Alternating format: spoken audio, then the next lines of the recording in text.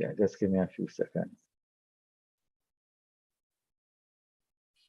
Okay, there are still people joining, which is a good thing, but we have to start. Our presenters have been waiting for some time. So, and we are recording and live streaming now. And Himwati is there, and Shalima is there. So our chairperson is there, and our moderator is here. Okay, so we formally begin now. Welcome, welcome, ladies and gentlemen. Namaste, assalamu alaikum.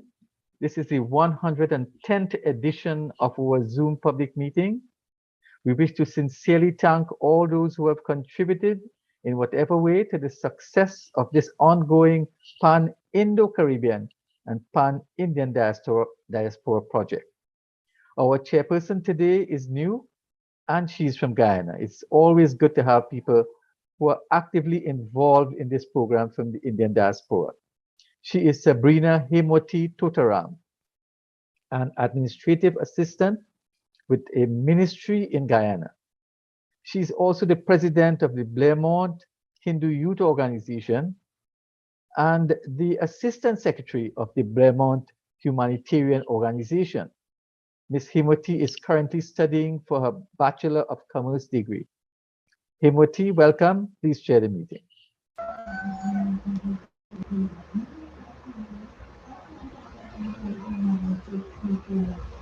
Thank you very much, Dr. Mahavir, for that warm welcome. It is my pleasure.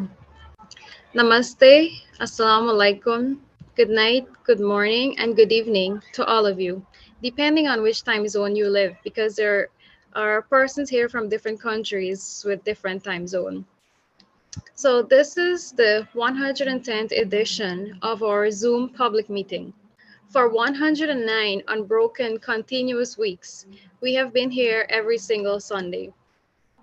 In the past 2 years, 3 months, and 2 weeks, we have featured over 358 presenters from all parts of the world, speaking on 109 topics.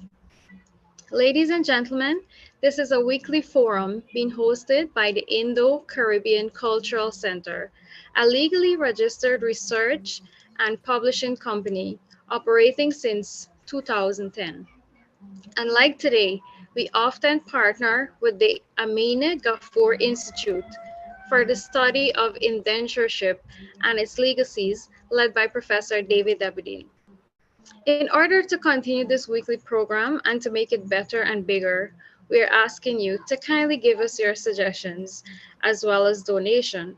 Please contact Dr. Mahabir for more details on this.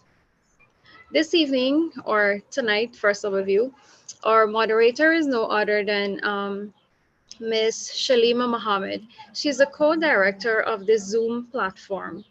She is a business teacher and researcher from Trinidad and Tobago. She obtained her master's degree in business psychology from Franklin University in the USA. Welcome, Ms. Shalima, and without no further ado, I hand over to you. Thank you. Thank you very much, Himwati. Assalamu alaikum to everyone. Namaste and a very, very warm welcome. Thank you for choosing to spend this part of your Sunday with us, or in some cases, Monday. Muslims are on day 3 of the celebration of Eid al-Adha, and to commemorate this sacred observance, here's a tribute from us, the Eid Takbir. Ravin, would you mind playing that, please?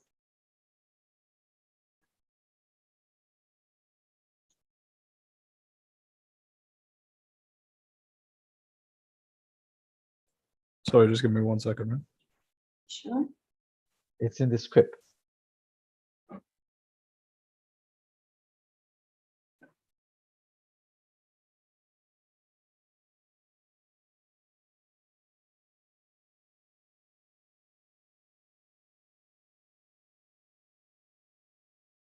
While we wait for that, in addition to Eid al-Adha, this is also the period when the annual Hajj is being commemorated. Sallallahu ala Muhammad, sallallahu alayhi wa sallam.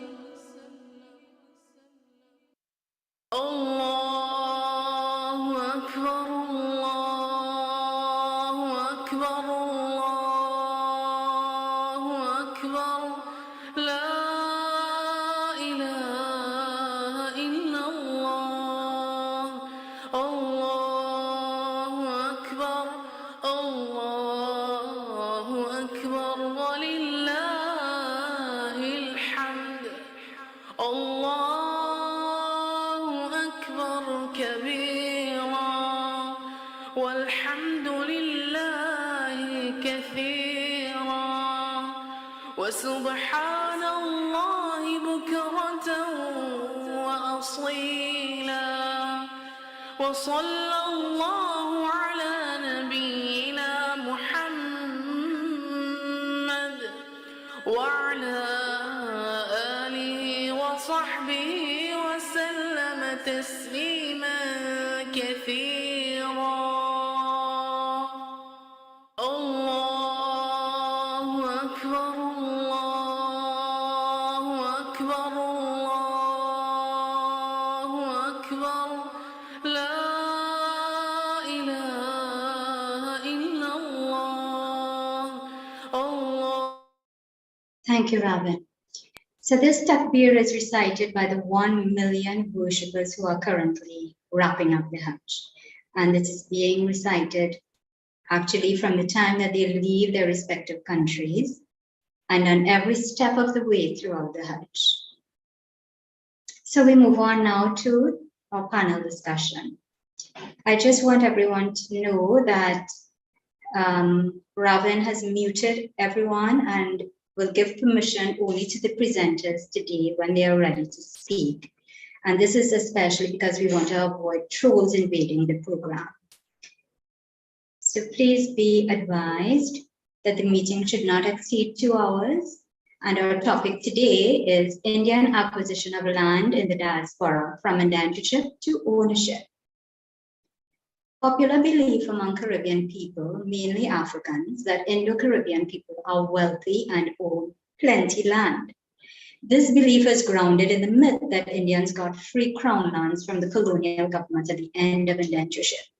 So after their indentureship ended, Indians invested heavily in their children's education and land. Having come from an agrarian society and being rural people, they needed acres of land for agriculture, animal husbandry, and housing for their extended families. The iconic Indian big house is both an object of envy as well as a monument of protest and an assertion in some cases against discrimination by the state and the media. What is the reality about the land grant from the colonial authorities? How many indentured Indians were eligible for land and under what terms and conditions? How many actually received the land that was promised? To what extent were the land spaces usable and for what? Ladies and gentlemen, these and other questions on the topic will be addressed by our panel of distinguished speakers. And we begin today with Professor BRINSLEY SAMAROO of Trinidad and Tobago, a Professor Emeritus of History at the University of the West Indies, a former Senator, Minister, and Member of Parliament in the Government of Trinidad and Tobago. Dr. Samaroo, you have 12 minutes.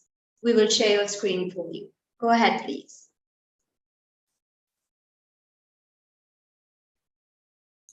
Are you hearing me? Yes, we're hearing you now. Right. Thank you very much. This is a very complicated issue, for which reason I've written what I have to say, because I think it's it has to be carefully followed. The question of Indians and the land is not just a matter of statistics. It is equally a matter of Indian philosophy, Hindu as well as Muslim, which actuated their travel and settlement in a global diaspora. I wonder if you could put up, if you could put up my, To the Girmitias, the earth and its produce were an integral part of Vedic civilization, which arose in the Indo-Gangetic plains, the major recruitment area for labor in the Indian diaspora. Sugarcane, and the Sanskrit word for it is gana, was a development created by Vedic agriculturalists who scientifically blended various grasses on the banks of the Saraswati River, which later moved eastwards to be replaced by the Ganga and the Jamuna, again, the major area for the recruitment of Indians for labor in the diaspora. Over the millennia, plants and animals became objects of divine reverence as Dharti Mata, Mother Earth, and as in Gai Mata, Mother Cow. Mother Lakshmi is depicted as emerging from a flower, Kumud, the lotus flower. And in their famous dialogue on the battlefield of Kurukshetra, Arjuna asks Lord Krishna, "How, Lord, shall I worship you? What are the sacrifices that I must offer to the deity?" And the deity replies, "Patram, pushpam, phalam, tuyam, yo me bhaktya prayachati," meaning that the things I require of you are fruit, flowers, leaf, and water. Much later, the Holy Quran inspires its followers in a similar fashion. Therefore, agricultural pursuits and adherence to the land became part of the biogenetic memory, one might say the DNA of all the Indians who went abroad wherever they went. Even today, Indians, wherever they are, cannot resist the call of Dharati Mata. And in this way, they have enriched civilizations wherever they went. Indians left India in the hope of acquiring land abroad, and in their Jahaji bundles, they seeded many settlements all over the diaspora with seeds, cuttings, flowers, and other planting materials, which changed the diasporic landscape forevermore. 75% of the Indians who went to diasporic locations stayed in these diasporic locations because of the availability of land in these areas, the promise of land. And as we shall see in the case of 224 Guyanese who left that colony in 1955, left largely because the colonial authorities reneged on their legal obligation to grant them land in lieu of repatriation. I'll come back to that in a little while, but let us talk about the terms of indentureship. From 1838 to 1869, Indians were entitled to repatriation only. From 1869, they could purchase land, but only after they had completed 10 years of residence in the colony. As we shall see, most of the Indians acquired lands through purchase when that was available from 1869. In 1869, the Colonial Office, in an effort to encourage Indians to remain in the Caribbean, they offered 10 acres of land to any Indian who opted to remain in the colony. However, the plantocracy, in a constant effort to reduce costs, sought to whittle down these concessions over time. In Jamaica, they successfully limited Indian claims to 12 years after freedom. However, the colonial government insisted that such claims for Guyana and Trinidad would not be changed, and therefore that ought to be maintained for all time. In 1872, the concession was modified. Now Indians would be offered 10 acres of land or the alternative of 5 acres and 5 pounds. In 1890, the offer of land or money was totally withdrawn. I want you to bear that in mind. In 1895, those Indians who wished to be repatriated to India had to contribute to their fare, the men 25% and the women 16.5%. In 1898, these rates where Indians had to pay for repatriation were now doubled, as the plantocracy sought to discourage Indians from returning to their homeland. At the same time, we have to bear in mind that they neglected to inform the time-expired Indians of their right to return as stated in the original contract. This was an additional way of chinksing on what was their obligation. Many of the Indians had lost these fragile papers in fires or in damp huts, and many could not read. Even those who could read had to travel to the protector of Indians, in the case of Trinidad, in Port of Spain, which was a virtually impossible journey if you lived in Cedros or if you lived in a place like MAHARAJ. An additional source of land acquisition, which the British instituted, and I think this is particularly horrible, was a British law which did not recognize non-Christian marriages until well into the 20th century. Muslim marriages were not recognized until 1935, and Hindu marriages until 1945. For some 5 decades before these dates, Muslim and Hindu widows were deprived of their properties since the husband in the law had died intestate, meaning that the couple were never legally married.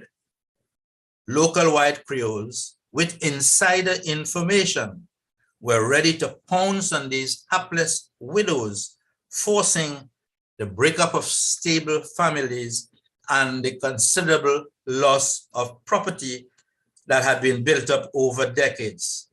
The children of such homes were deemed bastards, carrying a social stigma which blocked their educational chances. Those who wished to escape this ignominy, however, could convert to Christianity, changing their names to gain access. So in this process, Anand becomes Andy, Koraisha is now Carol, and the vendor who sold butter, Makanji, is now Mr. Mackenzie.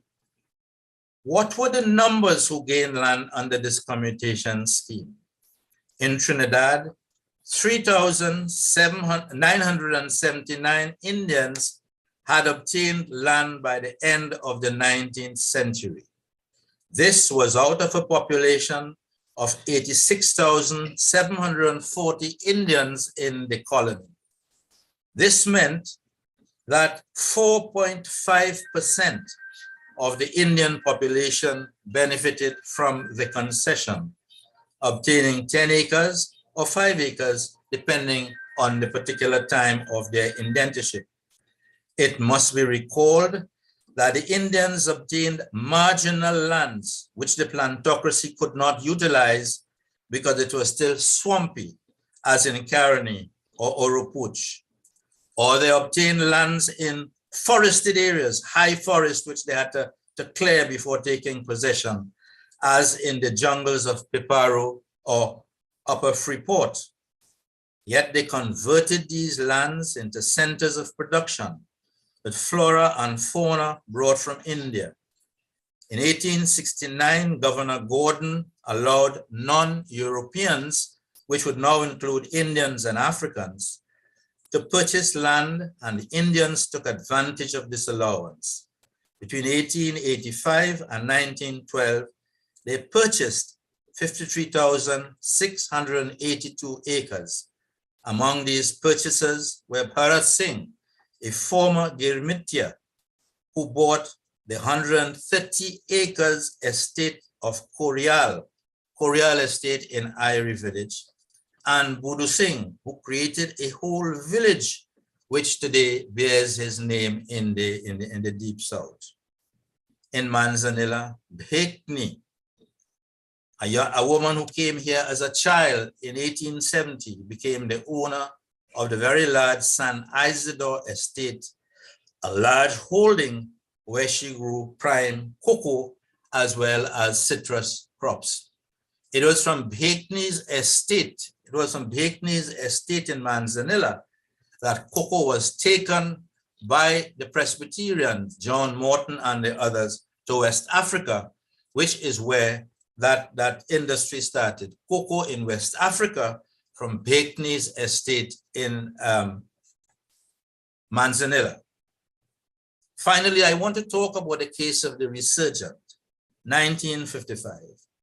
In 1955, the last repatriation of Caribbean Gidmitias took place when 243 persons were repatriated to India from Guyana. Of these 243, of these 234 were time-expired laborers and their children, and the other 9 were Guyanese and Surinamese who paid for their own passages. The government of India, newly independent, did its utmost to dissuade these persons from returning to India. India had enough problems of its own. Most of the Guyanese, on their part, were prepared to remain in Guyana if the land grant to which they were legally entitled would be honored in that colony. And you would remember, as I said before, the colonial office had insisted that for Trinidad and Guyana, that land grant was to remain in perpetuity once the Indians decided to remain either in Trinidad or Guyana. The Indian government made repeated requests to the colonial office, and through Nanda, its High Commissioner to the Caribbean, for the land grant to be legally, the land grant which was legally promised to now be given to these Indians. The repatriation to Indians was a disaster. And if you want to know how it was, you can ask me afterwards. The repatriation of Indians to Calcutta was a disaster. And when these stranded Indians in Guyana, Guyanese Indians, asked the British government to help them to come back to Guyana, the British government consistently refused assisting them to come back. It was not until May 1957 that the colonial office belatedly gave its reason for reneging on its legal obligation. It said that the British government could not make separate arrangements for one particular category of the community. And I want to quote from that letter which the British government sent to the Guyanese government for it to tell anybody who believed that Indians should get land that now that is no longer possible. And I quote from the letter, indeed, to attempt to do so, that is to offer land in lieu of repatriation, would lead to most unfortunate circumstances. So the British government clearly repudiated its legal obligation enshrined in the original contract. So I want to suggest that if there is a strong case for reparations, I think the Guyanese case is very strong indeed. I hope we can have some discussion of this later on. Thank you very much. Thank you very much, Dr. Samaroo. That was a very comprehensive historical presentation, and I really look forward to the questions as well. Thanks again. Let's move quickly to our second speaker now, and this is Professor BRIJ MAHARAJ of South Africa. He's a senior professor in the School of Agricultural, Earth and Environmental Sciences at the University of KwaZulu-Natal in Durban. Go ahead, please, Professor MAHARAJ.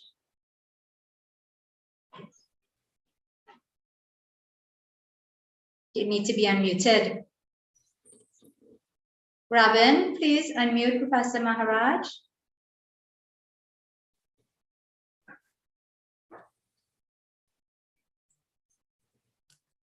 Okay, thank you. Good day, folks. I'm trying to locate my document here. Okay, Professor Samaroo, would you mind muting yourself, please? Okay, great.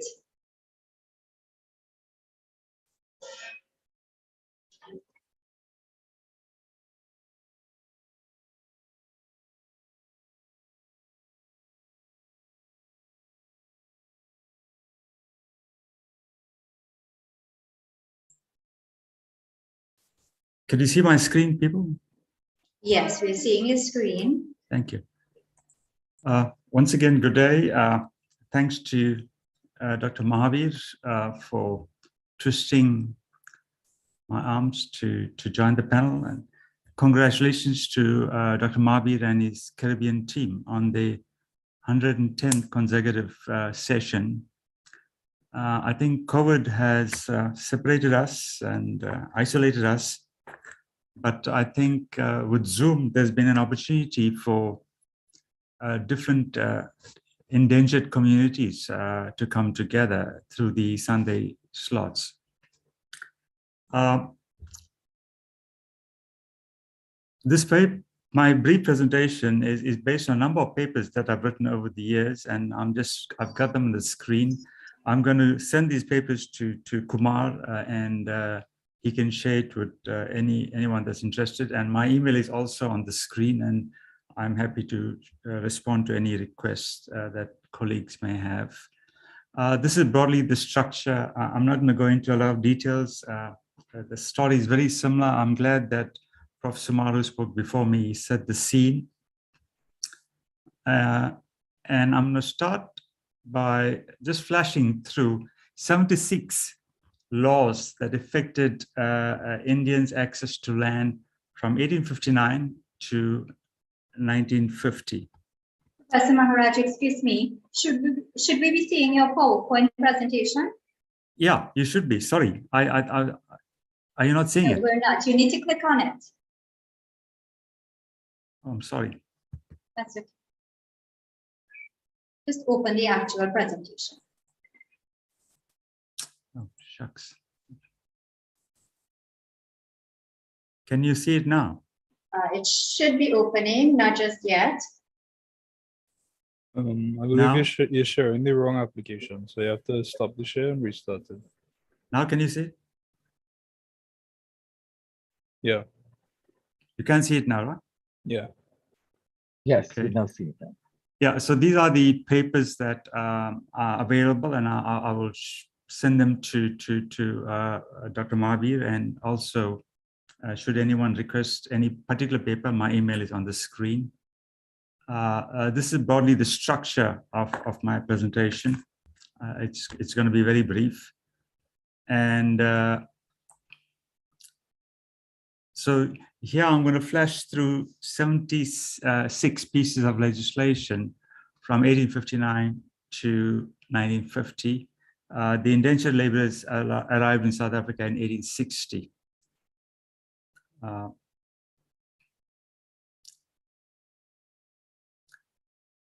So the South African land question is quite complex. A number of processes were responsible for the inequitable distribution of political power and wealth, but the disposition of land was the most important for Black communities. And in the case of the native African community, the land question revolves around the fact that 80% of the population lived on 13% of the land until 1994. And this was established by the 1913 Natives Land Act. However, the legal segregation of indentured laborers preceded that of Africans by more than 30 years. So in 1871, the Durban City Council, that's the city where I am based, and one of the largest concentrations of Indian population outside of India. So in 1871, the City Council adopted a policy to create separate Indian locations. It represented the first concerted attempt to segregate communities. It failed, but wide demand for compulsory segregation of Indians and disposition of the property continued. Basically, the whites were more concerned about the Asiatic menace than what is called the natives problem. The natives were seen to be a passive threat, but Indians were regarded as a sophisticated and active menace to their own white position in colonial society, competing for space, place, trade, and political influence with the imperial authority. At this point, I need to state that the the Indians that were really able to purchase property, for example, and were competing for whites on the land market, were largely the traders, the so-called passenger Indians who followed the indentured laborers, and they were largely from the state of Gujarat. So throughout the 1930s and 40s, there were these allegations of so-called Indian penetration into white residential areas. That means Indians were buying into white areas. And this continued, and there were a number of commissions of inquiry, and the Durban City Council continued requesting for compulsory segregation and state intervention. And the central government was, or colonial authorities, was reluctant to introduce statutory residential segregation because of the international repercussions, particularly its relations with India. So as far as possible, it preferred voluntary separation. And we had these the Lawrence Committee and what is called the Pretoria Agreement in the 1940s, where attempts were made to agree in some form of voluntary segregation.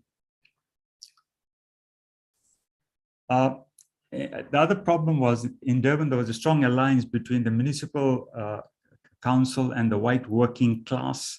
Many in that bureaucracy came from the white working class, and hence the council was quite sympathetic to this group.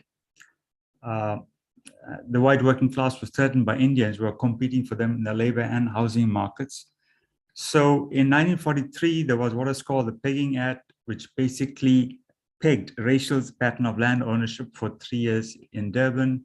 And this was subsequently replaced by what is called the Ghetto Act 1946, which controlled land transactions and ownership and occupation of property on a racial basis. And it also allowed for a form of Indian representation where Indians were allowed to elect. I think it was 3 white representatives in parliament. Of course, the Indian community rejected that, that legislation. So in 1948, the National Party came into power and introduced the policy of apartheid, and the foundation of apartheid was the Group Areas Act of 1950. I can go into a lot of detail talking about the anti-Indian basis of the Group Areas Act. In terms of the political history of the country, the Durban City Council was seen to be English and liberal, and the National Party was obviously very conservative and Afrikaner. But there was a collusion between the City Council and the National Party. And one of the senators said, more than anything else, more than even the government, the city of Durban is responsible for the Group Areas Act. The mayor of Durban stated quite openly that Group Areas Act was a lifeline whereby the European city of Durban will be saved.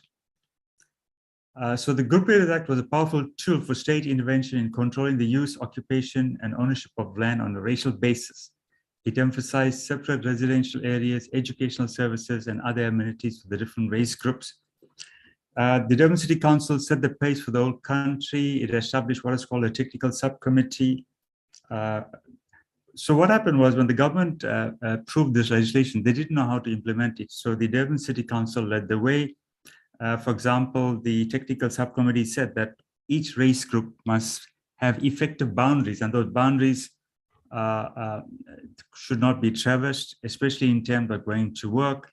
So it used natural boundaries like rivers and mountains, railway lines to separate communities. The ideal planning was similar to this. I'm sorry, the ideal race zoning plan. You'll find that the main intention was to ensure there was enough labor for commerce and industry, and you can see the different racial groups who would move straight to work and not traverse the other communities. So there was no direct contact outside the workplace. So when the Group Areas Act was implemented in Durban, 75,000 Indians were forced to move from settled communities and 81,000 Africans.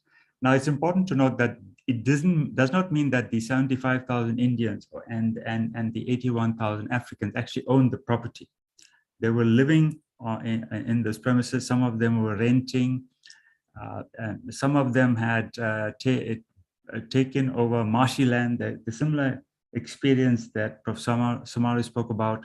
And one such area was Ketamana, which became a thriving mixed residential area, very similar to another famous mixed area in Cape Town that is called District 6.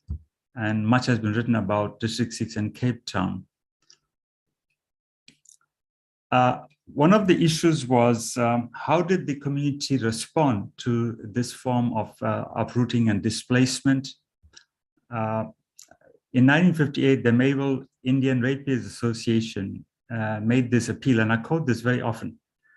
People form deep and lasting attachment to the places in which they live. Such attachments are rooted in emotional association with homes, temples, churches, mosques, schools, burial spaces, and with neighbors.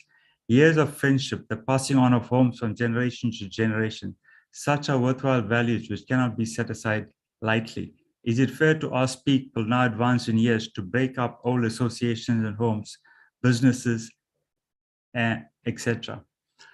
Now, the political action was took the form of petitions, letters, delegations to government, appeal to the international community, and occasional mass meetings. There were two main political organizations, the Natal Indian Congress, which was established by Mahatma Gandhi in 1894.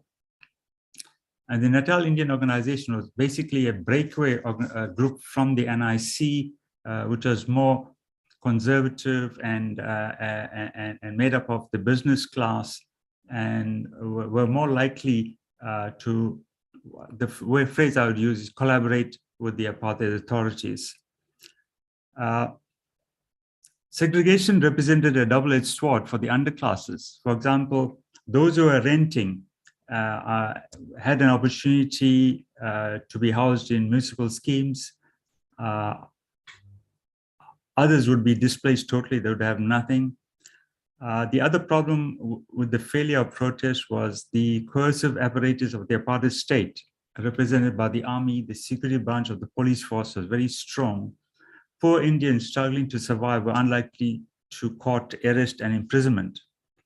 The Indian political leadership was aging, there was a lack of direction, and there was a poor organization of political structures. Now, coming to my conclusion. So in the post-apartheid era, there were opportunities for land claims and restitution. There were two key elements in the ANC government's land policy: restitution for those who were dispossessed by apartheid forced removals, and the process of redistribution of land to deal with land hunger and unequal distribution of land. However, in many urban areas, there was a conflict between those who lost rights of access to land and housing, that means the claimants, and those who never had this access under apartheid, the landless and the homeless. In many urban areas, there was a top-down technocratic model of urban land planning and settlement. And the idea was to attract large-scale capitalist development. And there was conflict between planners and poor communities who often found themselves in conflict with development agendas. This was very, very evident in Ketamana, the area I spoke about earlier, which had the largest urban land claim, and there were about 3,000 claims in the late 1990s, largely from Indian victims of the Group Areas Act. Ketamana was seen to be a prime urban reconstruction opportunity, and the Durban City Council, or the Durban Metro as it's called now, introduced what was applied for a Section 34 application in terms of the Land Restitution Act, which attempted to rule out restoration of land lost by those dispossessed by the Group Areas Act, because the project was in the public interest. So the City Council was more interested in providing low-income housing, which would provide economic benefits and could be a model for integration, etc. So there was what is called the Ketamana Land Claims Hearings. I spent some time there. I think it was 1998. And there was some agreement. That there had to be a compromise between restitution and development. And the essence of the Ketamana Agreement concluded in April 1997 was that where feasible, restoration must be incorporated into the development plans for the area. So to conclude, there is a symbolic moral force to the land question in South Africa that is linked to race, colonialism, and apartheid. Segregation has been deeply entrenched in the social fabric for decades and is further reinforced by the socio-economic differences between different races. The legacy of apartheid land disposition and segregation will be visible for a long time in Durban and other South African cities. Thank you. Thank you very much, Professor Maharaj. That was very insightful. You raised the idea of the itinerant traders who would have come from Gujarat, and I think that's something we too in the Caribbean need to look at. To what extent is the Gujarati Indians, their presence, their growth, etc., their prosperity, one of the reasons why perhaps those of us in the Caribbean who are descendants of the indentures are being considered as wealthy land grabbers? We need to look at that. Thank you very much. Ladies and gentlemen, let's move on now to our third speaker, and this is Dr. SUNIL Kumar of Fiji. He's an associate professor of economics at Pacific Polytech and an honorary director of the Fiji Institute of Applied Studies. He taught at the University of Fiji and at the University of the South Pacific. Welcome, sir. You can go ahead.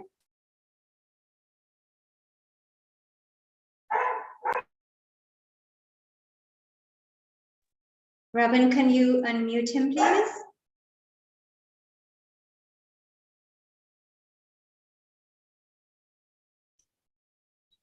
Hello. Good morning, everyone. Good morning. Salima, thank you for that pleasant introduction. Okay, I'm putting my video on.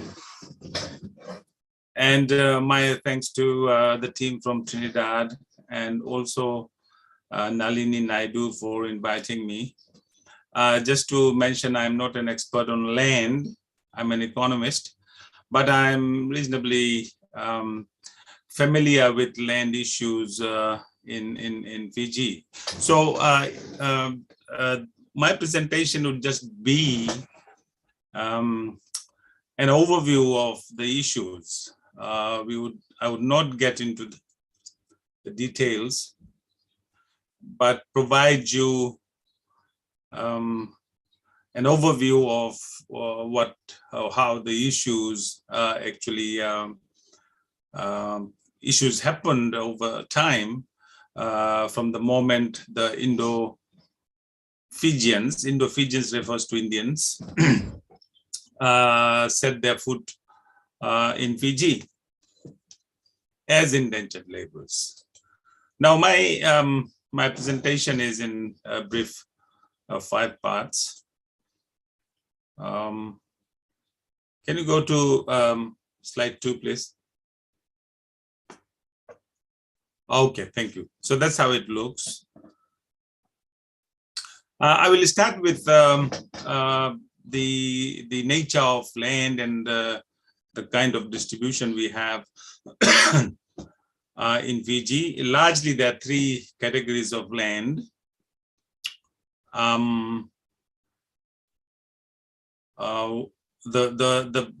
The largest chunk of land that we have is what we call ETOK land, or rather native land, which is approximately 88%.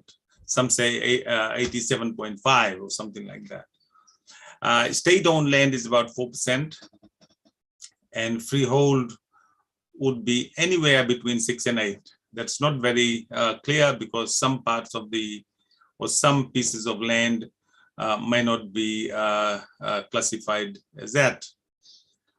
All right, so Fiji is a very small place, as we can see. It's about 18.3 thousand square kilometers.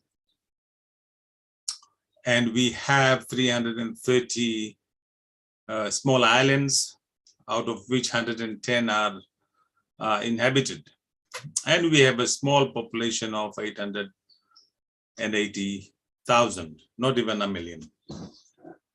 All right. Nonetheless, we have had reasonable amount of, controversies and issues in terms of land. On this particular description, as you can see, much of the freehold land would be on the coastal end, including that of state land. All right. But the large chunk of the native land would be in the hinterlands, the greater part of two larger islands that we have in Fiji. Okay. Now, I'm showing the trend in the population growth over the years or decades from the arrival of Indians till today.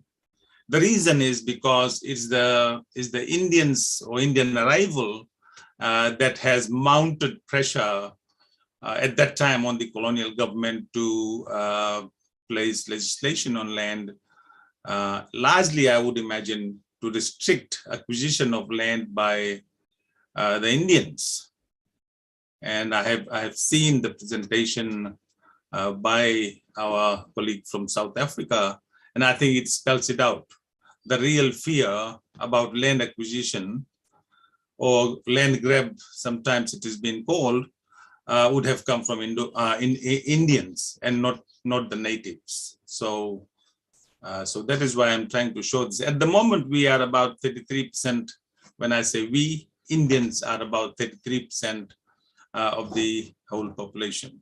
So we have three categories also of people: natives, which make about 62%, Indo-Fijian or Indians make about 33%, and the rest would be other groups. I have started with this quote. There's huge amount of literature on land matters and land rights and native rights and so on. And indeed, there's comprehensive history of indenture, which was largely contributed by Professor Brijlal, and there were many others who have contributed to that history. So in 1835, Christianity was introduced in Fiji, and I would guess 95% of the native people are Christians, while around 85% of Indian population would be Hindu, and around 16% who would be following Islam. So that's the kind of category we have. But within Indian population, there is no distinction in terms of how land is being acquired. Now, formalization of land laws, actually, you can see happened in 1874, which marks the arrival of Indians, the indentured Indians in Fiji. So the whole idea, if you can read this, is to restrict the alienation of land away from the native population. So that was the fundamental, drive in terms of the legislations that came around, and the rest was squabbling, within the colonial the colonial rulers, and I would guess some degree of influence by the chiefs who were the rightful owners of the land. Slide 5, please. Sorry, I'm missing on telling us. Yeah, slide 6 now. So history of the arrival of Indians: approximately 61,000 Indians arrived into Fiji. And the period of about 37 years, this is what happened, and indenture came to an end in 1916, and that is when I think the actual pressure started mounting on the colonial government to safeguard the land, particularly it being taken away by the Indian population that were after the land because they were largely agricultural peasants. Arthur Gordon was the governor at the time, and I think he had some experience in Trinidad before he came to Fiji. He must have had some experience out there, and he was regarded as one of those, friendly governors who also had some degree of tolerance in terms of giving his mind or ears to people who wanted things to change. The colonial governor, as you can see in my last bit out there, the land claim ordinance came in 1876. So the process started soon after the arrival of Indians on the land. Slide 7. All right, in this one, I'm giving some early facts.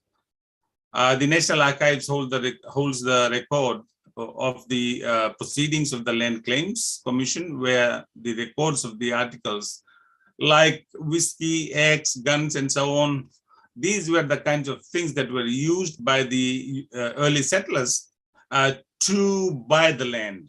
So there were those exchanges actually were formalized. Okay, later on by the governor Arthur Gordon. So you can see there was the real land grab happened prior to the arrival of Indians. Okay. Nonetheless, the Indian population was there that was agricultural and would need land after their freedom from the indenture. Land not claimed. So there's some descriptions going here. I'm trying to explain that in a quick manner. So there's native land, and there would be some bits which are referred to, which I have explained later, as Schedule A and Schedule B, which means that those were unclaimed lands, and where the Matangali or the rightful owners would have extinct. Okay, and then we have freehold, which were land taken over or bought by the early settlers, and then we have state land where the government would have the claim. All right, so I will not read through this, but I would want to say that the leasing arrangement in Fiji is reasonable in many ways. The land laws are there, and up to 99 years of lease are normally offered. But that also determines the price of the land. Okay, so ownership may be a little bit rare in terms of, at that time, I would imagine. But now people are free to buy land, provided they have the money. Right. Slide 8, ownership. I would just briefly describe how it looks. The key issue, as I have said here before, the tenure of the land was about preserving the land for the natives. Okay, so that the natives do not lose their entitlements on land, and the real fear was Indians. So it was about one generation and generation after generation. 3 layers of ownership, communal ownership. Yavusa is called is the clan. Matangali, which is the tribe and the family. There could be family owners as well. So this is the category of land we have in terms of native. And you can see the ordinance describes some of these, the laws that were brought in place. And Ordinance 6, you can see, of 1875 prohibited the alienation of native land. And despite a lapse of, in 1880, this policy has been followed ever since. And that is even true today. Except in the short period, 1905 to 1908, when I think some land was sold. And I would imagine that would be through the consent of the government, colonial government at the time. Claims for European ownership. So as I've said, largely the freehold was owned by the white settlers, the European settlers. All right. As of now, about 87.5, or you can say 88% of land is owned by Fijians, I mean natives. Following the end of indentured labor in the 1920s, and after 1926, the sole miller, which was the sugar refinery, colonial sugar refinery company, subdivided its holdings and leased out to the Indians who wanted to farm. Okay, so you can imagine 60,000 people at that time being released from the colonial indenture. So that was putting the pressure on land. Previous European owners leased land from Fijians to supplement their sugar plantation. So what was happening, the native ownership was being leased by the colonial CSR company and were subdivided and leased out to the Indians. After 1519, these leases were usually of 21 years with the possibility of 9-year extensions. So this went on until 1933, until a very major legislation came in 1940, which was referred to as Native Land Trust Ordinance. And of course, the land issue did not subside. It kept on coming. And the Indian leaders were putting pressure for this to change, because property holdings with this kind of lease arrangement was very weak. So another legislation came in. I think it was an amendment to the NLTO, which was referred to as ALTO, Agricultural Landlord and Tenant Ordinance. And then again, after 10 years, another legislation came in, which was an amendment, which is now referred to as ALTA, and it continues to date, which came in 1976. All right, so this is the story, and the landholding units are often called Matangalis. That is how we pronounce it. And the name has changed of NLTB. Now it is called TLTB. Okay, Itoke Land Trust. And there are certain sections in that trust which protects the native land holdings. That is, the native people have their land protected under the Constitution. You can say 2013 Constitution, and it is protected under Section 5 of that ordinance. And of course, Section 9 ascertains the leasing arrangement, where land cannot be acquired if the native owners believe they have some use of the land. Sorry, I'm stuck at 8. Can we move to 13, please? I have been sliding on. I'm about to finish.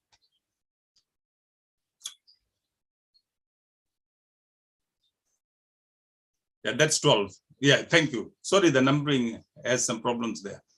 Okay. In 1966, a comprehensive piece of legislation called ALTA, that's what I have talked about already, and then ALTO, and then NALTA, and then we have, now we have ALTA, which is the final one, which continues to be the land legislation in terms of leasing from the native owners. 14, please. 14, please. Thank you.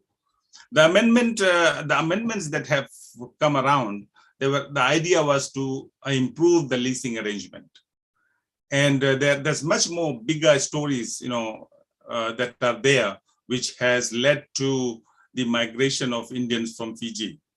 Let me say this, because there's a major issue for Indo-Fijians, and for some degree of conflict between the two ethnic groups, the natives and the the Indians.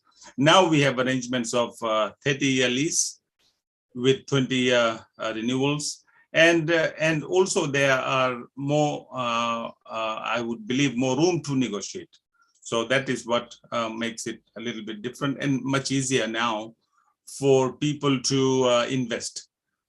If leasing arrangement is not there, then if it is not conducive to investments, then we would not be able to realize economic growth, which I think there's a broad realization on that. And also because the natives have now migrated to rest of the world, Australia, New Zealand, there are huge numbers out there. And the realization about the acquisition of land is there, that the pressure between the conflict between the two groups has lessened quite a bit. So with that, I will go on to my slide 15, which basically describes the 3 or 4 different kinds of land that we have. 15, please. State land, that's where the government comes in. And of course, native land, that is where we have to deal with TLTB now, which was NLTB. And we have within that, we have different schedules of land, such Schedule A and B, which have now transferred to TLTB, which comes under the ordinance.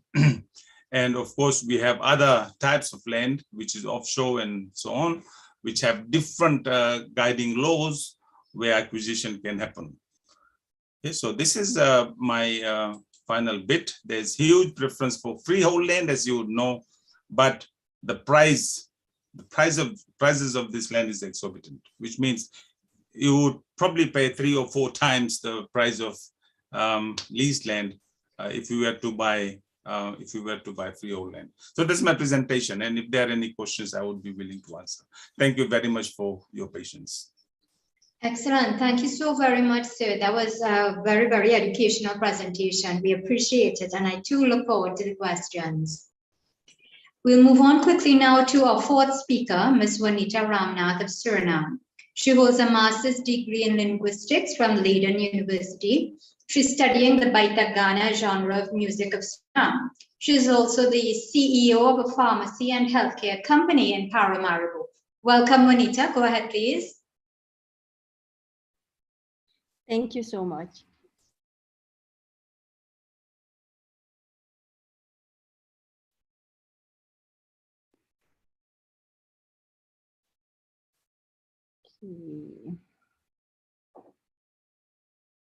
We're seeing your screen. Okay. So you can see my screen now? Yes. Hi, everyone. Thanks for this moment. So I'm going to talk about the longing and the belonging, and from Girmitias to large and land owners. The structure of my presentation, I will start with a short video, which will give you the history of the Girmitias, the thoughts, and maybe why they made the decision to stay. After that, I have 3 phases about the indentured period in Suriname, the feeling of home, making footprints, the very first one, like to that period when they decided to buy land. And I have a short piece about immigrants from Guyana. And then I will give an idea about the term home, the linguistic term also. I have a second video and then my conclusion. So to start, if you look at both pictures on your screen, you can see that's like how the coolie, we call it the coolie lounge, the gowns we had at the plantation time, Girmitia time. And the picture above, that's my father's rice field. You can see we are now owners, so that's good news. I'll start with this video, and I love it. It gives a kind of history and what happened and thoughts.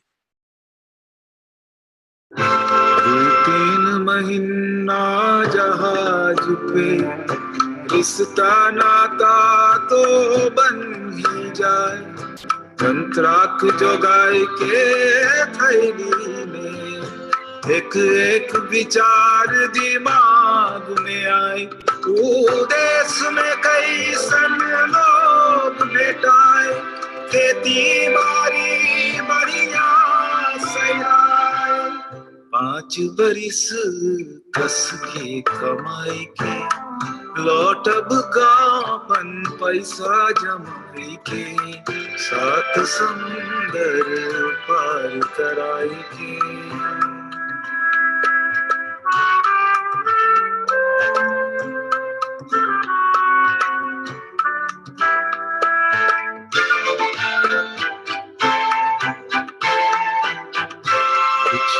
सरनाम में रह के धीरे धीरे आदत पड़ जाए अब इतना दिन मेहनत करके सब छोड़ छाड़ वापस के जाए जो बोले ये रह जाए सरकार के बल पे खेत मिल जाए मन के कोना में सपना बकी रहेगे एक दिन गांव बन जाएगी 7 समुंदर पार कराएगी एक नवा देश के सपना दिखाएगी कैसे होगी उभर माएगी ले गए दूर सरनाम बताएगी 7 समुंदर पार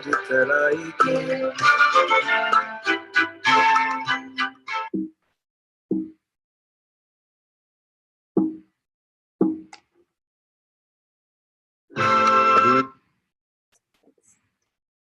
So that's the story of, I think, the Girimityas and all the diaspora countries, not only Suriname, but I think the same in Fiji, the same in Guyana, the same in Trinidad, etc.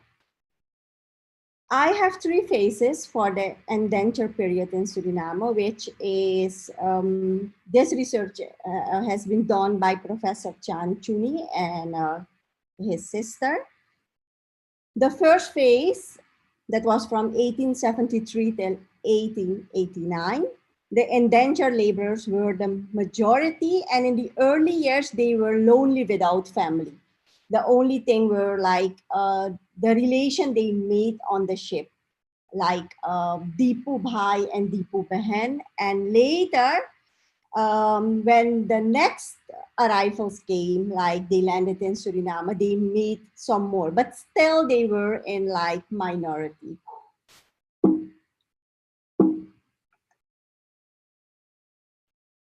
The second one is the identity formation phase, and that's from 1890 till 1902. This is a very important stage where they felt like, you know, what are we? Are we Girimityas or are we Surinamese? And then you see like not only,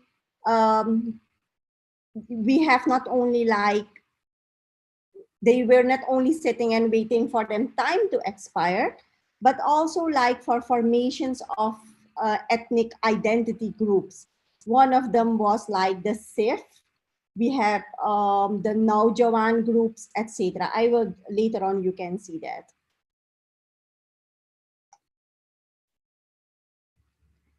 The third phase is from 1903 till 1920. The group of free Hindustanis became the majority, while the new arrivals were taken care of. Also, the gender balance became better and more children were born in Suriname.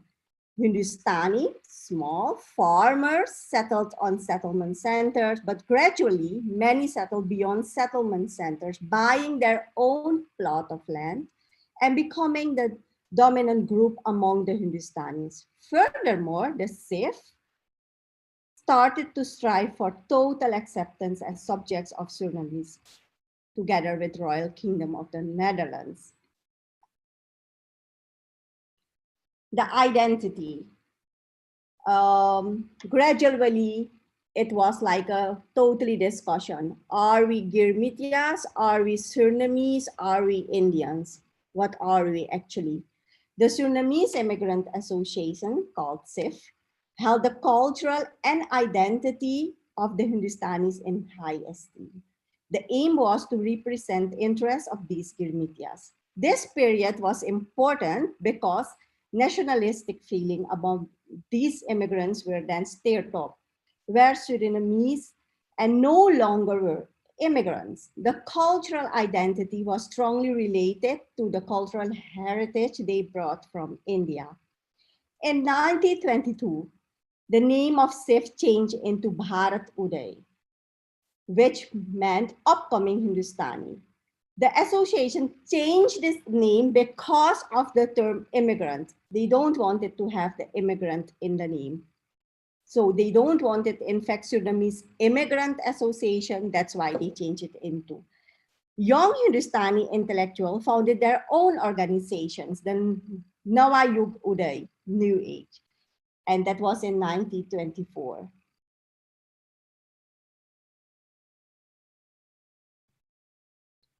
Acres of land and for Girmitias, so making footprints. And this is a quote from Williams in 1970 on page 353. In Suriname, between 1903 and 1911, over 200,000 acres of land were to more than 31,000 immigrants, and that were Hindustanis and Japanese, either in freehold lease or by outright purchase. 6 out of every acres were purchased outright at a total cost of 184 florins. Then we have some data about Trinidad, which is quoted, and some about how it was, the grants, the totaling, etc. This quote by William, 1970. McNeill and Lal, those were inspectors, and they visited the British colonies and Suriname in 1914. And they made up a report, a colonial report in 1914, and on page 170 and 171, they quoted the total population of the colony in 1911 was about 85,000. And 27,000, or nearly 1/3, were Indians, including the 5,876, which were under indenture. Amongst free Indians, probably the largest classes are landowners, while in and around Paramaribo, a considerable new cattle, Paramaribo is our capital, cattle keepers, cart owners, market gardeners, mechanics, and laborers. The milk supply of Paramaribo is now in Indian hands. Indians have taken over from, have taken over from the black population almost the land transport businesses. A few are prosperous traders, and number are petty shopkeepers or licenses of stands in market. And this is written in the report by Neil and Ladd in 1940. They also quoted a short piece about immigrants from Guyana, and I looked about it, and I think our first speaker can tell maybe something more. But they also quoted that in small number, Indians from Guyana were constantly moving to Suriname. The balance seemed to be slightly in favor of Suriname, while land is cheap and casual labor, unlike indentured labor at the time of our visit, is well paid. McNeill and Lal again on page 173.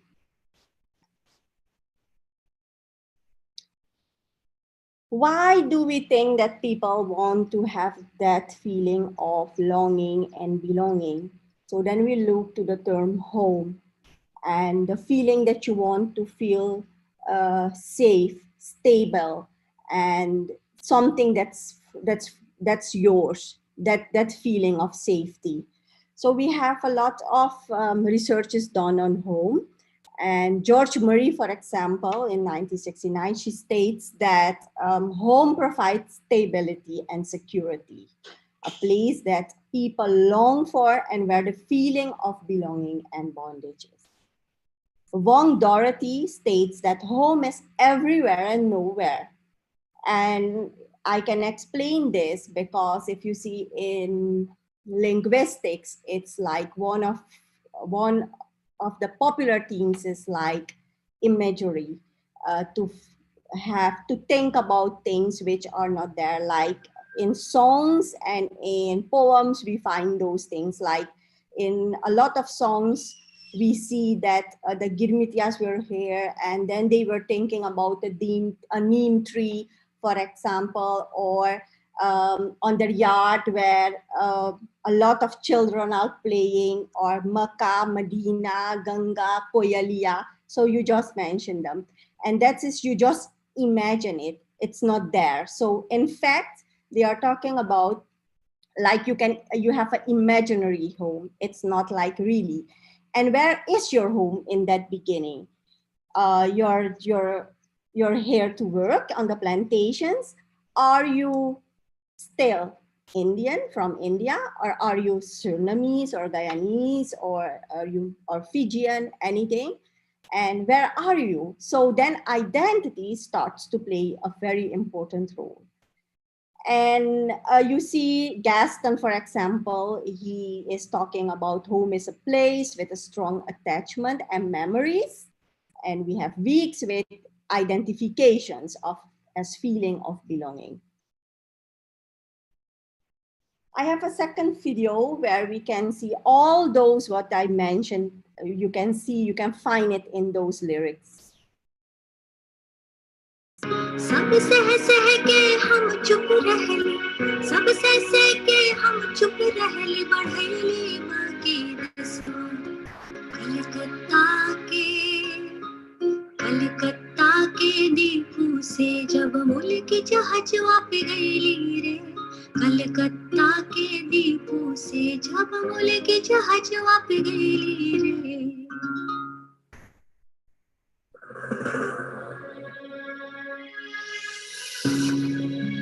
पीछे छोड़ के परल आपन देश बाकी अब सरनाम आपन देश रह गए सरनाम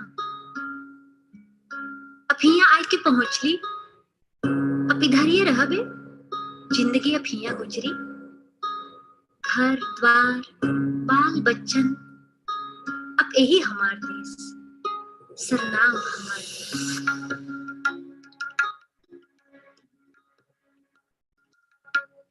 साथ साथ घर द्वार बनाइले जिंदगी अब हिया काट बरे साथ साथ हाँ साथ साथ घर द्वार बनाइले जिंदगी अब हिया काट बरे तू भी रहिए हम भी रहबे तू भी रहिए हम भी रहबे देश हमार सरनाम रे कलकत्ता के से जब मुल्क जहाजवा पे गईली रे कलकत्ता के दीपू से जब मुल्क जहाजवा पे गईली तू भी रहिए हम भी रहबे देश हमार सरनाम रे सरनाम हमारा देश सरनाम हमारा देश. So, is it a success story or not?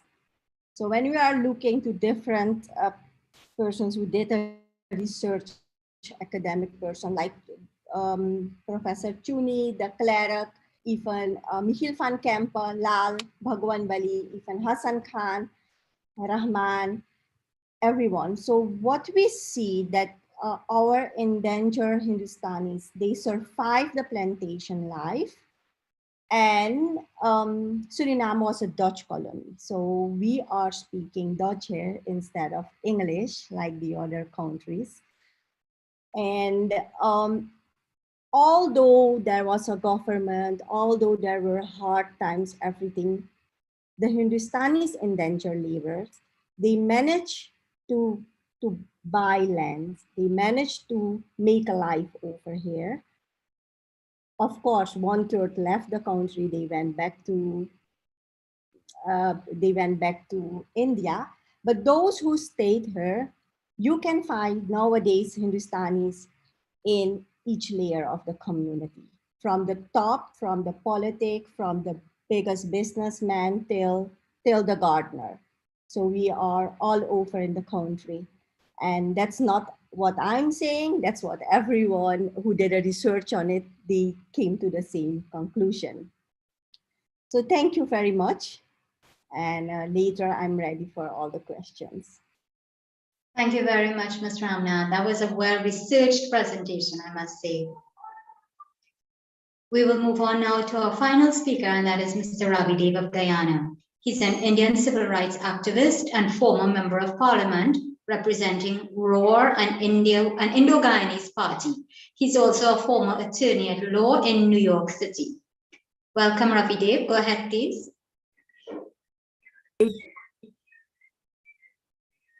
You muted. Yes. Thank you for unmuting me. Namaskar. Assalamu alaikum. Peace, grace, and hope. One of the benefits of being last is that much of my work, much of the hard work, has been done by those who preceded me. So my presentation is going to focus specifically on the aspect that is troubling us in Guyana, which is that Indians in Guyana are being accused of obtaining wealth, especially through land acquisition, unfairly, that they were given, so to speak, a free pass and free lands, and therefore they have an unfair advantage on other groups in the society.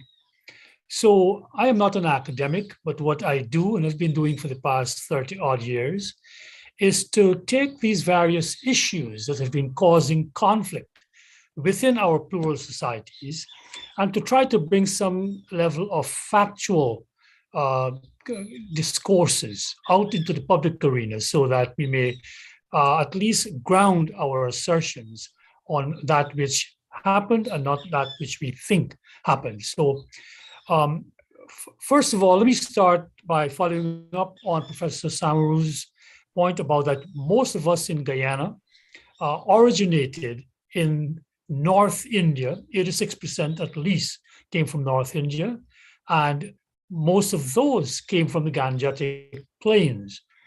And that landscape, that land, that whole way of living in that plain, I think lent a lot to our success in Guyana, because Guyana is a country, a very large country, 83,000 square miles, as large as England. But in our land here, 90% of the population is on this coastline along the Atlantic Ocean. And it has been laboriously carved out from mangrove swamps that were formed after mud from the Amazon thousands of miles away accumulated. So this land that we are living on is pretty much very rich, alluvial soil brought down, but it takes a constant effort to keep it in a state from which you can cultivate crops, where you can practice agriculture. And I think that is a fundamental part that we, from the Indian subcontinent, that we contributed to this land here. You see, in Guyana, unless you have that seawall that we have on the coast, because our coastline is 4 feet under the Atlantic Ocean, 4 feet. So there has to be a wall to keep it out.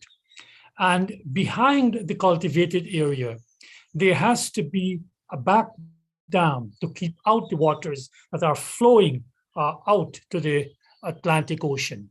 So in a sense, the indentured laborers, we Girmitiers, were plunged into a land that was pretty much what we would say a trench.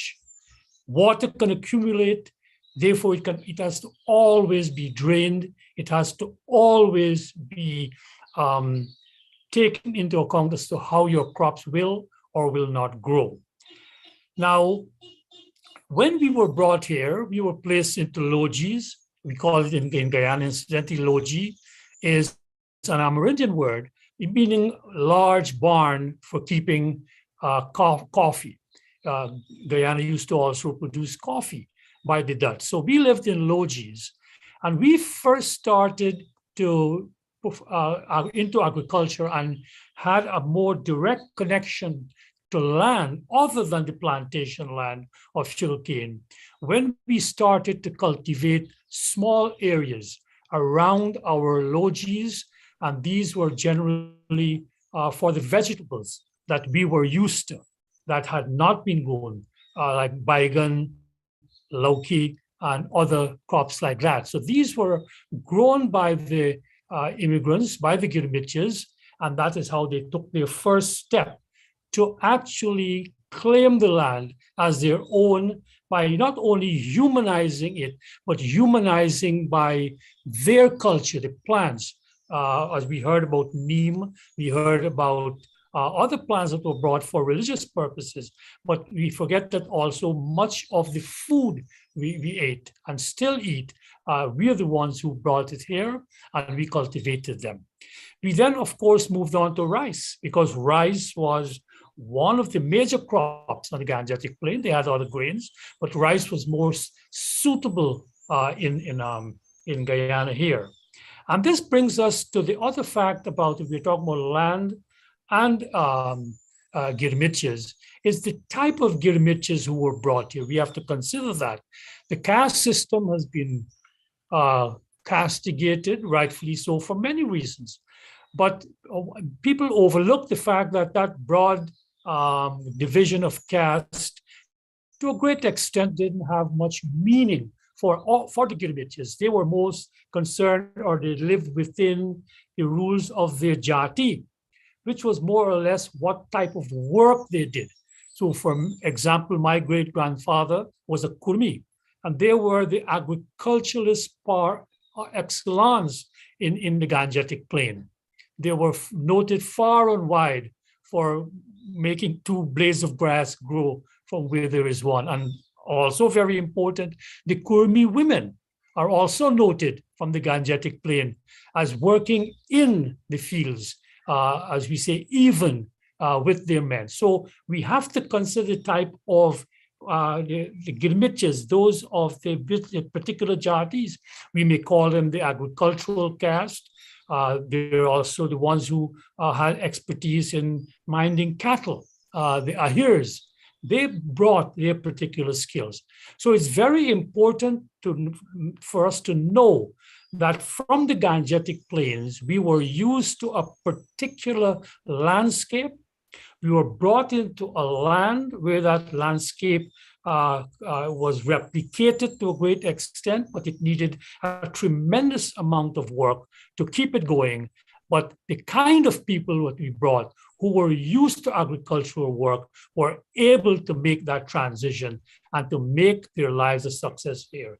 Even the so-called low castes that were brought, most of them, the vast majority of them, they were actually day laborers in the Gangetic Plain. So they would have had experience in the rice beds of maybe a landlord, but they had experience in it.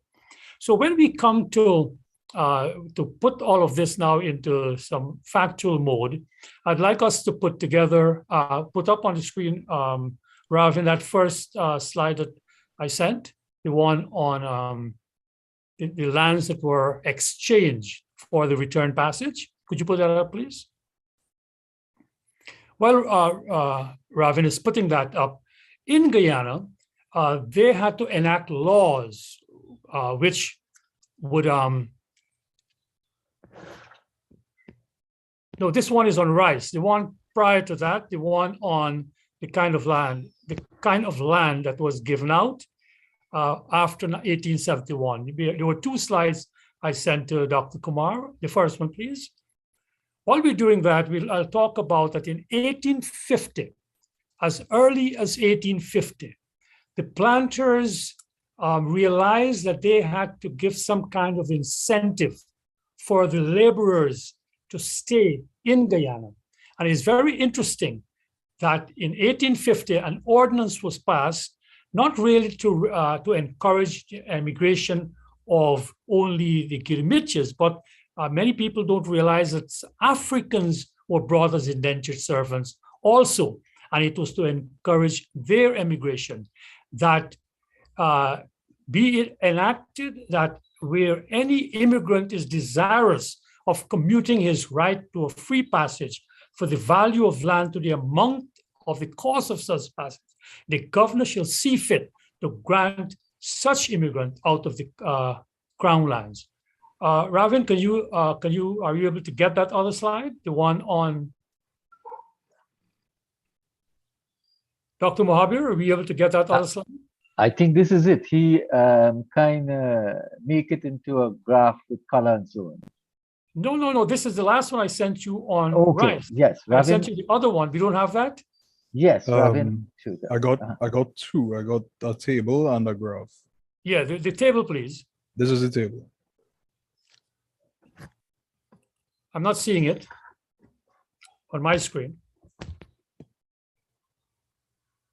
Yeah, What we are seeing is return passage exchange location. Okay, I can't see that. Okay, good. So once you're seeing it, well, yes. that is very important because in Guyana, the accusation is made constantly that the Indians got free land. Well, after that ordinance of 1850, the government did attempt to exchange, and that's the important word we have to use. They made an exchange of something that was already promised. That exchange, therefore, cannot be something free. And what I will then go into that diagram, and we will break it down. But also, I want to know that other groups, the Chinese were given land also in around 1865, but they did not upkeep that land and they moved to the city. The Portuguese who were also brought, they also they did not want land, they preferred to go into shopkeeping. It is the Indian then that at least had that expertise with cultivating land, and they were willing to take land. The very first attempt, and it's not on the table that is there, was around 1860, but the land was in such poor condition. Our eminent World Court Justice Shahabuddin says it was gelatinous land, and therefore it did not suit these immigrants. And that, again, it comes back to something that is not given any kind of credit, that the Indian Girmitia understood what it took to cultivate the lands that they were thrown into. And in most cases, they would reject those lands for being unsuitable for the crops that they would want to impart. So in 1860, that crop, that piece of land was rejected in totality. And in 1871, you'll be looking at your screen there. In 1871, at a place called Newton Zool, this had been identified as suitable for a settlement to be put up there, but it did not work out. In 1882, the first settlement where some individuals came was in our county of Essequibo at Houstaderen, where the government purchased land in exchange for the return passage. They made 350 2-acre plots and 270 half-acre plots that were supposed to be residential. The thing is, only 69 immigrants accepted the cultivation plots. 69 only, and 49 of the residential plots. Again, I want to emphasize that these immigrants pointed out that the land was not properly drained and irrigated. And what's the point of them taking up land which would fail for certain? The government then withdrew the offer, and this offered the land for sale at a ridiculous price, $50 per acre, when right next door there was land being sold at $10 per acre. So the government stopped that program in 1882. It meant that the exchange of return passage for land lasted at this juncture for a single land. The government had to seize the land of some others who had bought land, paid money for it, because the land just was not successful. So in 1894, there was an edict, an order to the effect that no more land should be exchanged for return passage. But in 1894, during the very severe depression in the sugar industry, wanting to keep these poor Girmitias who were being paid at the same rate that they'd been paid in 1838, still being paid that starvation wage. They wanted to induce them again to stay, because when the Indian cultivated some land, in a sense, they were subsidizing the sugar industry, because they were earning money through their extra labor to keep themselves alive and therefore work on the fields. And we will notice a pattern that all of the land that were exchanged were near to sugar plantations, so that the individuals who had the land could also choose to work. And because of the challenges, most of them had to work. So in 1896, after the law was reintroduced, some land at a place called Helena Mahaika on the east coast of Demerara, a very, very wet area also, 1,206 persons were allocated 1,870 acres. And this was distributed in 1897. But there were tremendous problems here again. And it will take a lot of effort, both by the government, but mostly by the immigrants, to finally get Helena into a viable settlement. In 1896, not long after, over in Berbice to the east, going towards Suriname, in 1898, a place called Wim, you had 574 persons allocated 637 acres. So we note that unlike what many writers have talked about of us getting 5 to 10 acres, in the case of Helena was 1,206 persons to 1,870 acres, maybe 1.2 acres per person. In Wim, it's 574 persons to 637 acres, maybe about 1 to 2. Then in 1902, you had land at Bushlot on the west coast of Berbice, 1,227 persons acquiring 1,300 acres. And finally, over in Essequibo, we had Maria's Pleasure, where 176 persons were allocated 168 lots. And again, the land was very unsuitable for farming, and the government realized that this would not be successful. And so all of these settlements were placed under the Board of Health and given other regulations. The point I want to make, therefore, is that when you total up all this land that were given, the total land in these 5 settlements between 1898 to 1904 was simply 4,240 acres. And there was that gap between 1882 and 1898. So in total, only around 10 years were land exchanged for return passage in Guyana for a grand total of 4,240 acres given to 3,853 allottees.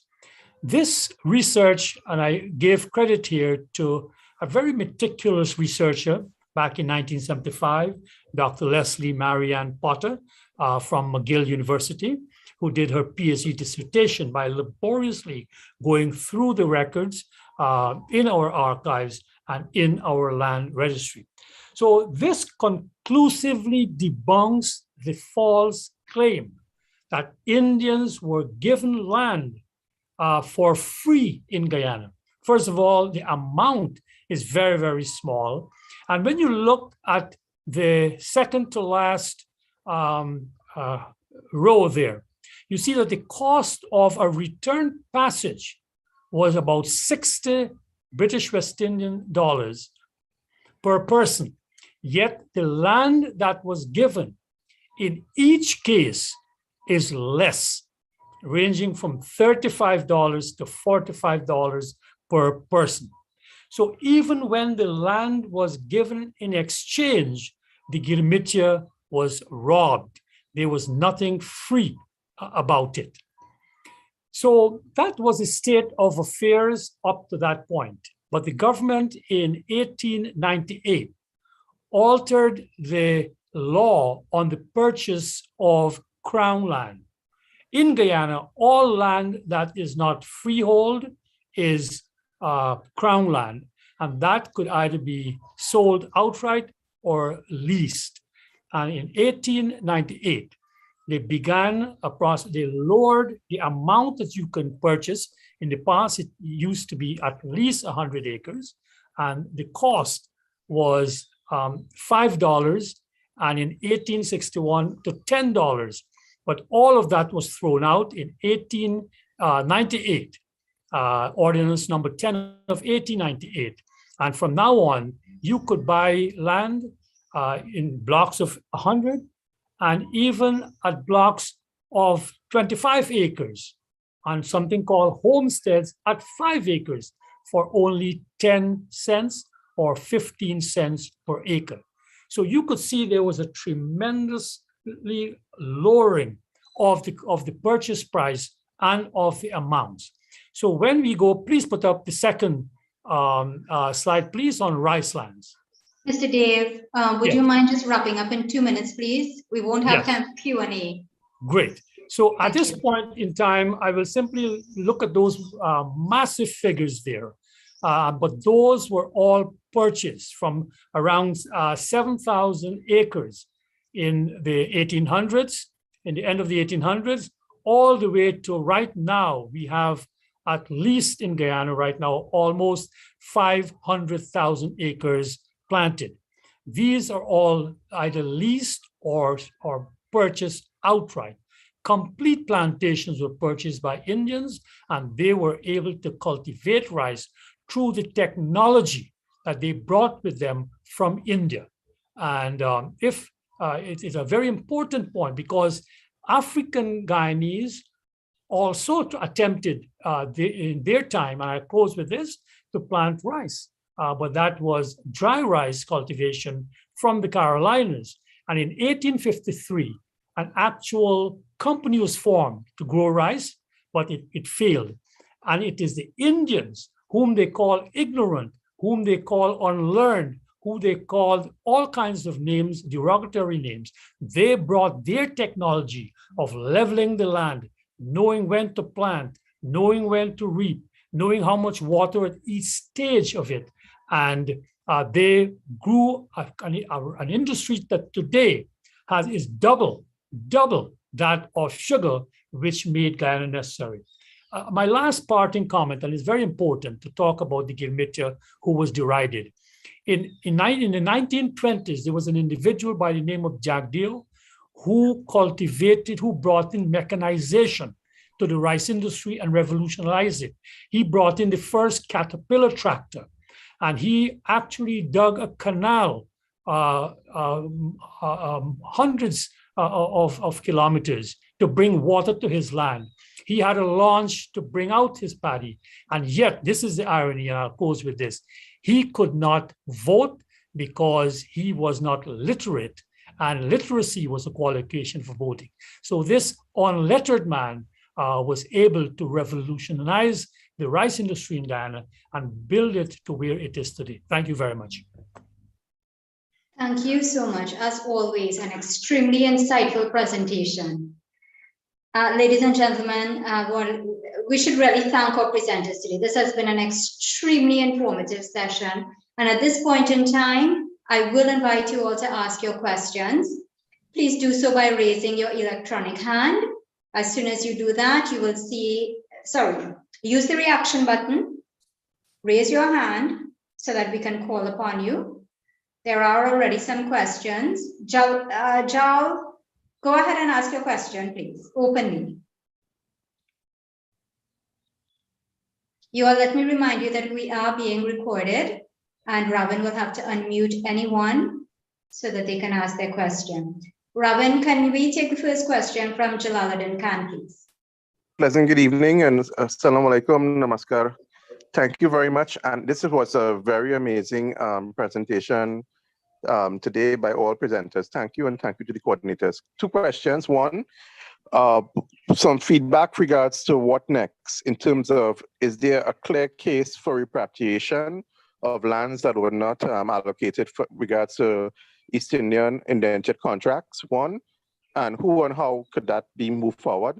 And two, regards to allocation of land for religious purposes, cemeteries, temples, mosques, even education, schools, was that something that had a really big fight for? And is there still a need for clarity and allocation of land for these purposes for future build out? Thank you. Thank you. Ravi Dev, you want to go first? And then we'll have Dr. Samaroo. Yeah, there's no question that there can be arguments made for reparations for what the Girmitias did in all of the lands into which they were thrown.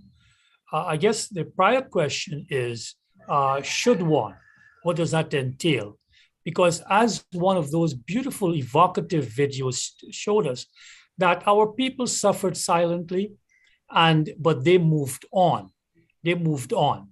And my own personal position on this, and I'll offer it for what it's worth, is that I believe that we should demand an apology from the British and the other colonial governments for what they did.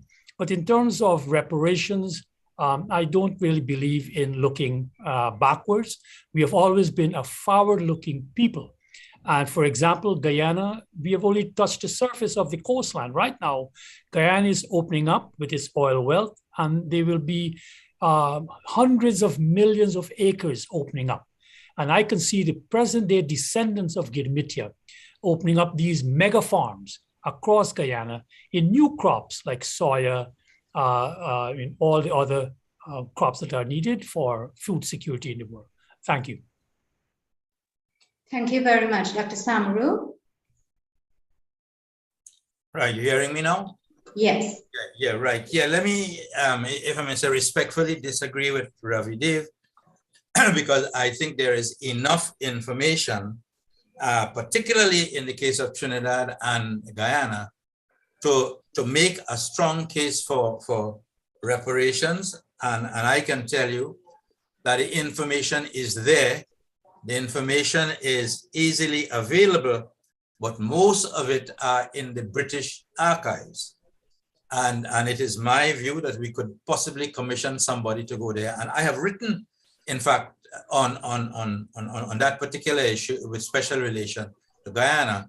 So I certainly think that there is a good case for reparations. And even if it has to take a long time, at least we should have it on the record that these are the ways in which the Indians have been deprived, and this is the evidence for that. The other question about land for schools and temples and so on, let me just make it very clear that it was only 100 years after Indians came to Trinidad. They started coming in 1845.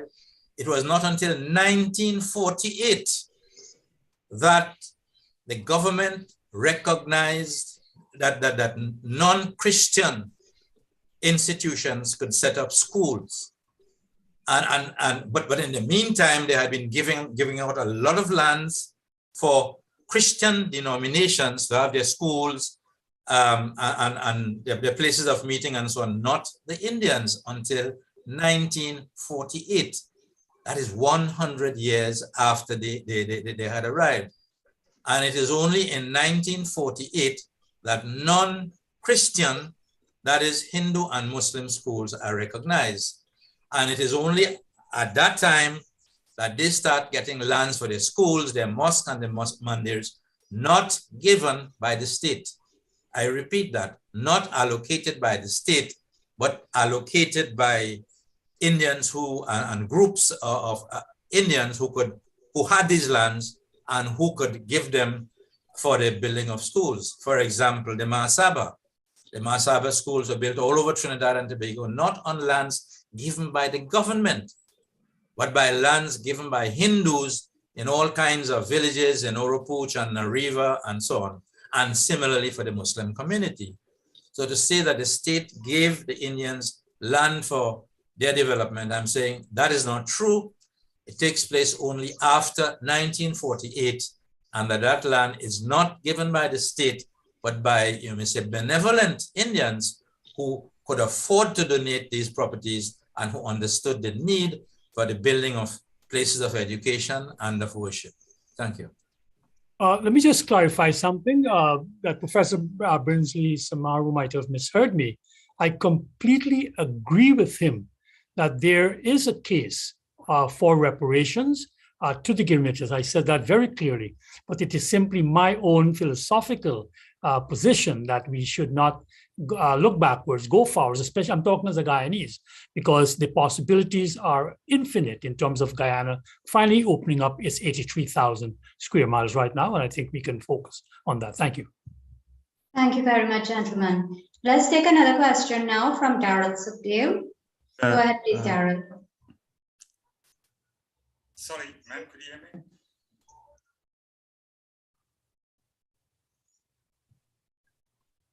Daryl, are you? It's BRIJ MAHARAJ. I'm trying to respond. Can you hear me? Oh, I'm sorry. Yes, go ahead, Mr. Maharaj.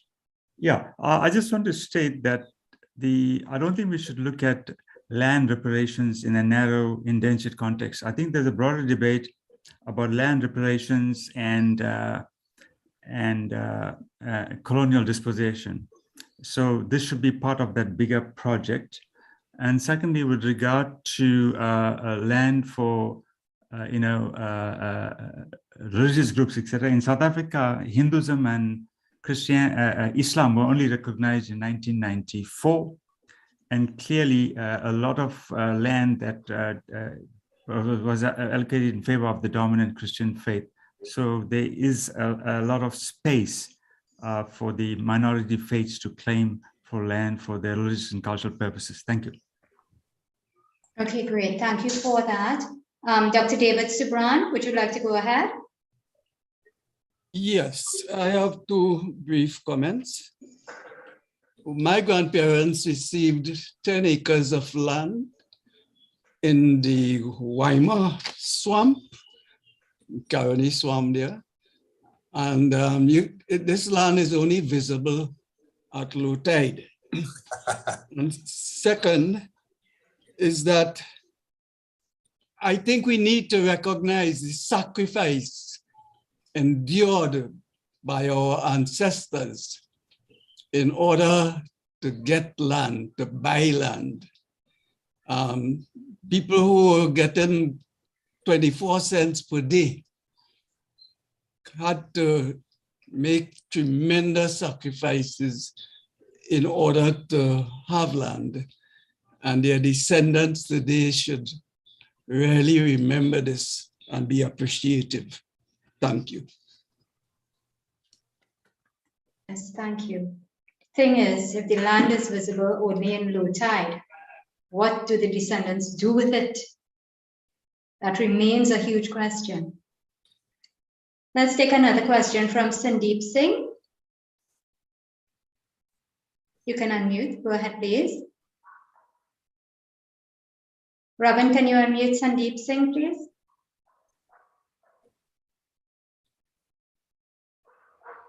Hello, can you hear me now? We are hearing you. Go ahead, please.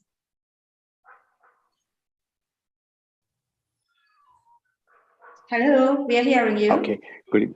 Well, I'm from South Africa, and can you hear me? Hello? Yes, go ahead. Can you hear me? Yes.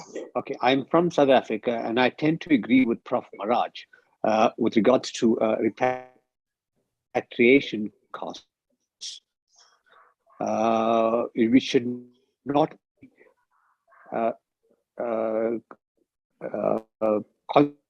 concentrate just on the repatriation costs. In South Africa, we have a situation which Prof. MAHARAJ tapped on with regards to restitution. Now, this restitution, it only involves land which was dispossessed by Blacks after the 19th of June, 1913, which land was taken away, as pointed out by Prof. MAHARAJ. Blacks were only entitled to 13%. This excludes land which our people had come down back in 1860, where they moved out and they've been placed in different positions. The Prof. MAHARAJ tapped on the Cato Manum. That is where the Group Areas Act came on. The Group Areas Act came on in 1950, and all the Indians were displaced. Only in terms of the Restitution Act can the Indians now claim land back, and not in any other form So it will be wise to look at repatriation and also colonialism, because it was the colonialists who brought us here, who caused dispossession here, especially in particular in South Africa, by them when they're taking over land. Thanks. Okay, thank you very much.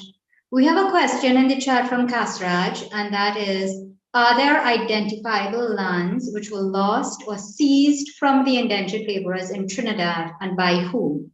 Dr. Samaroo, can you shed some light on that?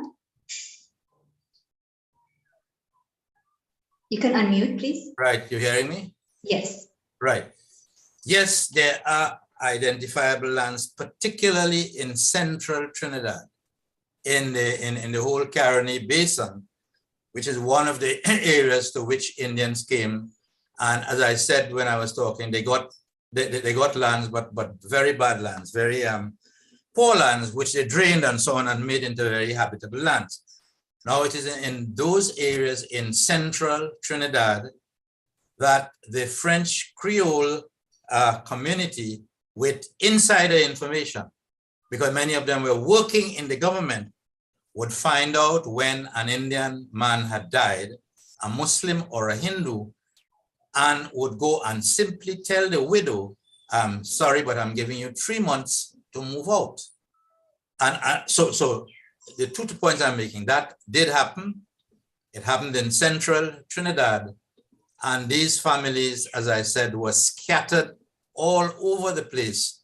The woman had to go back to her parents, farm out the children to this brother and that brother and so on. So it is one of the very unpleasant kind of research that I have to do, and I wish I didn't have to. But to answer the question, the answer is yes. And the location is mainly in central Trinidad, particularly in the rice growing areas where the Indians had settled and had drained the lands. Okay, great, thank you. Ms. Ramnath, you brought up some lovely songs there, and I wondered whether or not there were songs which spoke to this very same question of lands being lost from the indentures.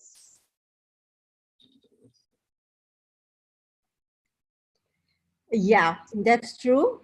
There are a lot of songs, lyrics which quoted those kind of researches, and most of the times, not all songs are just funny and just some kind of lyrics.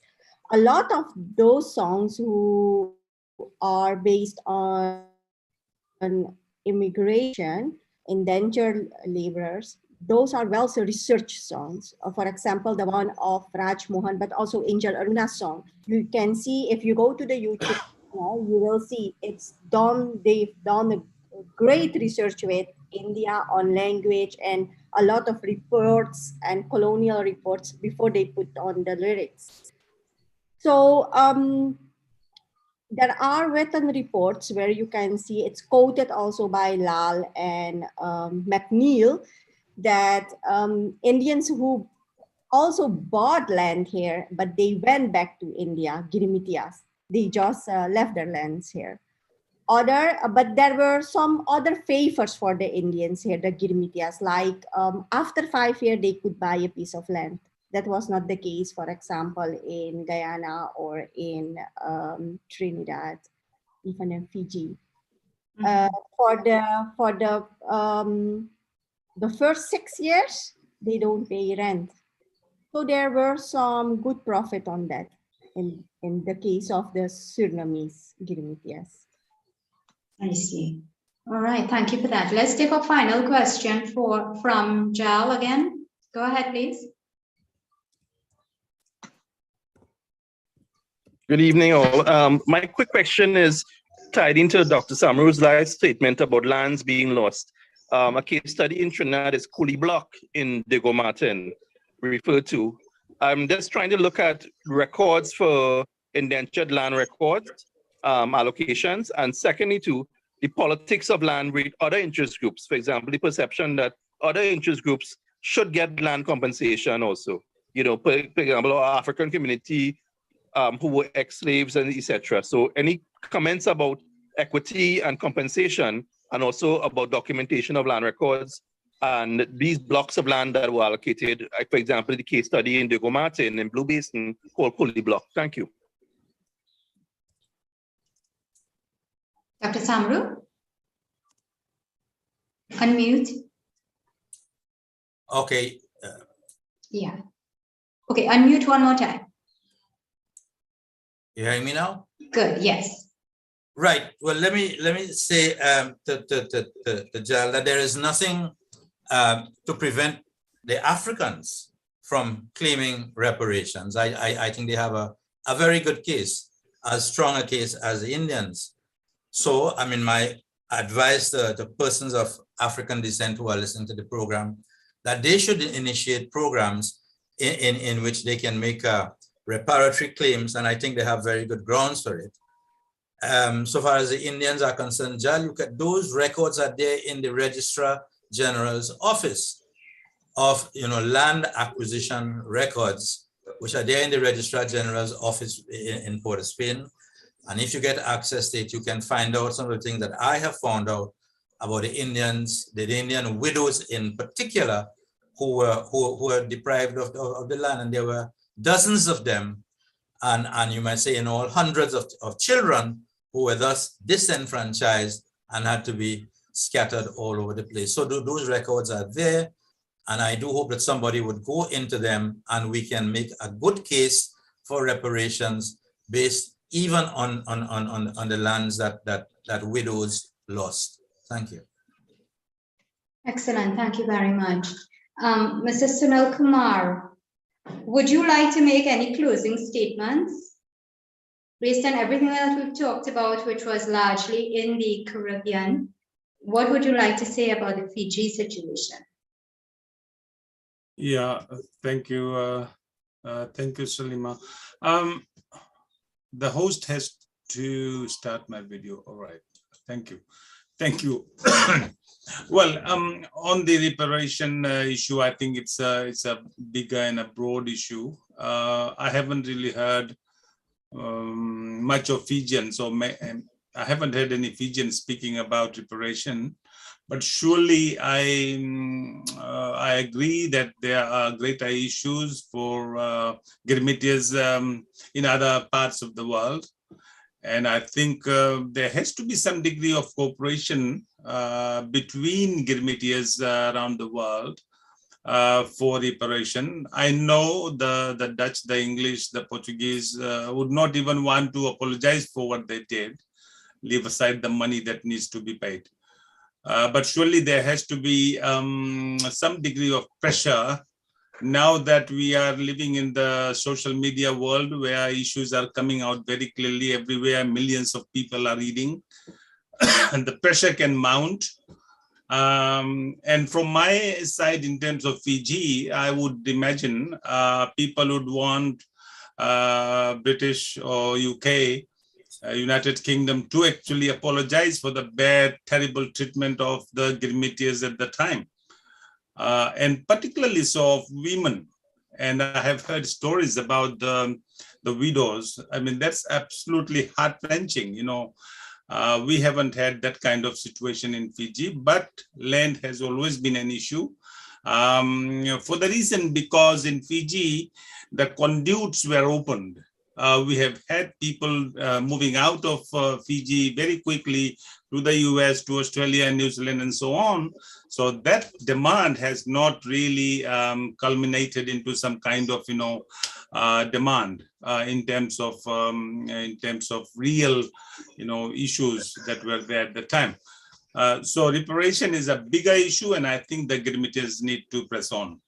On the issue of religious sites and cemeteries and that kind of stuff, the land issue in Fiji is not so restrictive, but surely there are periodic negotiations that need to go on, but there are guiding laws to let that happen. So I would imagine there are different shades of problems all around the world that are confronting the Girmitia community, but it would be a good idea to come together on some of these issues to deliberate on how we move on to that.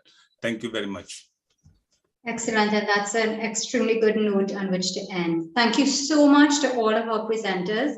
Thank you, Dr. Samaroo, Dr. Kumar, Dr. Maharaj, WANNITA RAMNATH, Ravi Dev. We really appreciate all of the information that you shared and taking the time to bring your expertise to this panel. Thank you so much. Thank you as well to all the participants for being here with us today. And I'd especially like to thank the Amina Ghafoor Institute for the Study of Indentureship and its Legacies, led by Professor David Dabadine, for partnering with us for today's presentation. Ladies and gentlemen, please feel free to contact ICC to publish your books and reports. Remember, we are really asking you to always give us your suggestions so that we could improve the program.